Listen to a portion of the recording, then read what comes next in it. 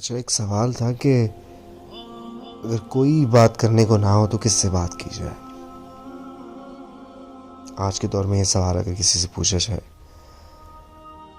تو اکثر جواب ملتا ہے کہ یار کوئی قابل اعتماد ملتا ہی نہیں ہے جس سے اپنے اندر کی باتیں شیئر کی جائیں، جس کو اپنے اندر کے معاملات بتائے جائیں۔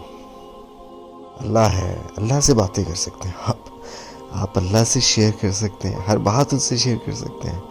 آپ گیلی مٹی پہ سجدہ کر سکتے ہیں، آپ سادہ مٹی فرش پہ سجدہ کر سکتے ہیں، آپ ہاتھ اٹھا کے دعا کر سکتے ہیں، اللہ سے بات کر سکتے ہیں۔